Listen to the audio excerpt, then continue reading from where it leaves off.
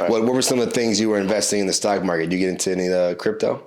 Mm-hmm. Did you? Mm-hmm. Well, more recently, I got into crypto like six months ago or so. But other than that, I was investing in all sorts of stocks, like everything you can think of. I had like over 150 stocks probably at one point. Really? I was just dumping, I got my dad to put in money, and then we were both like, holy crap, how are we making all this money? And then, it was like January of 2021, like all throughout 2020, it was just like after the COVID, Yep. Everything dropped, and then after that it was like on a huge bull run. Yep. So everything was just making money until like January, February, then like boom, so I was just like, so I had a good run and lost a lot, but I learned a lot. I learned how to, how to deal with the market, and people just, these companies just pump stocks. Like they will just, it's a lot of things. They just pump stocks. They'll make their 10%, sell. They'll go do it again. It's crazy how much money. Like I've never seen. That was my first taste of how much money you can make off stocks so quickly. Mm-hmm. Like it's crazy. I mean, nothing else I know I can make 15% in a day. Exactly. But it's almost like scary, because a lot of it's, especially during COVID, it just felt real fake. It was. I mean, you could tell by the way they were doing it. It was by the way they did like the GameStop and those other ones. You could tell, mm-hmm. like it's just like there's the part in Wall Street, Fugazi, yeah, pixie dust. There's really a lot of market manipulation. So these hedge funds that have billions of dollars, they manipulate the market however they want, mm-hmm. given every day. But now there's a new player in town, which is, they call it the what do they call it? Like all the people, pretty much, like all the normal folk that just got into the stock market, and now they can control things like the Robinhood people or mm-hmm. or the people that are on social media. Like now they can drive stock prices up and down, which before it was only the hedge funds. So 'cause they lost so much money during like that. I mean, Reddit was the reason why. Well, they still, like those Reddit people, I forget, they have a name for that whole class, but it's all the new people that got into the stock market over the last 2 years. Mm-hmm. Because they do have a name. I know what you're talking about too, because I watched the thing online. The retail investors, I think. Is it called retail? Retail investors. Okay. Yeah. So I think it's retail investors, but so I've been watching some YouTubers and like Meet Kevin. I started watching him like a year ago, and he is like a 29-year-old just like me. I think he's 28, 29, mm-hmm. but he made $20 million during the stock market in the last year and a half, and he started out with $3 or $4 million. He leveraged all his real estate, so he took out loans, mm-hmm. pumped it all in the stock market during the crash, put a lot into Tesla. So he quadrupled his money. Tesla. He quadrupled his money in a year and a half. And he started off as a broker, a real estate agent. Mm-hmm. All the money he made as a real estate agent, he saved up and bought real estate with. When the time came, he refinanced it all, dumped in the stock market, and made $20 million. So I was like, he's the same. I thought like I had a good year.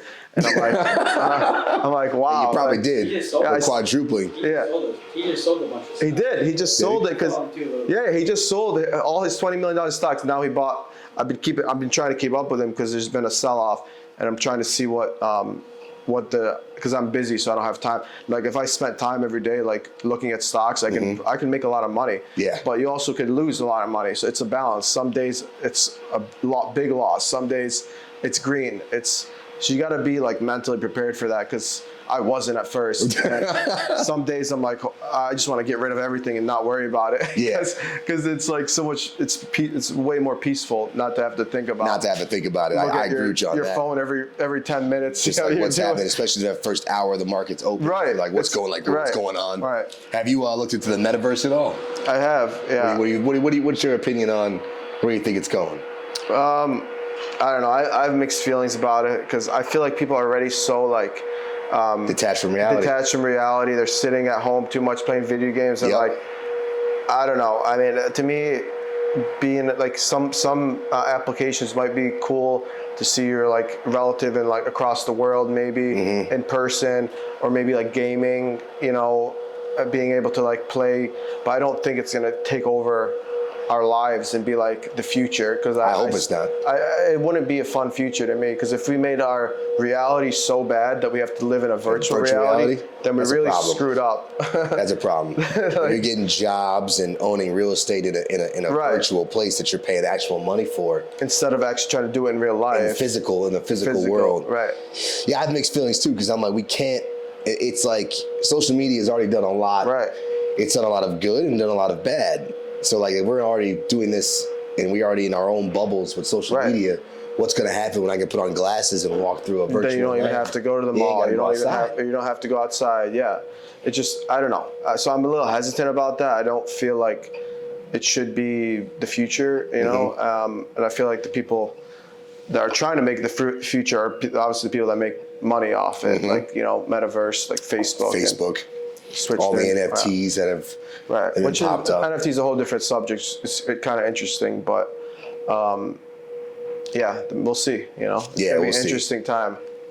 NFTs definitely are. I don't want to get too much into that, but it's like, I get it, but at the same time, I don't get it, because it's like it's really the rich getting richer, because unless you have some clout or popularity already, that's what drives the price of an NFT. So like, me making an NFT wouldn't do too much, because they don't know me. No one buy it. That's what I'm saying. Yeah. So it's just like, but if a famous artist or even someone else makes an NFT, like Gary V. Yeah, Gary V, he made $100 million. All in the NFTs, and it's just like, that makes sense for someone who's already big in what they do. But it's not helping anybody. Just like, I feel like the successful NFTs are the ones that have real world applications that like, can cause change in the real world.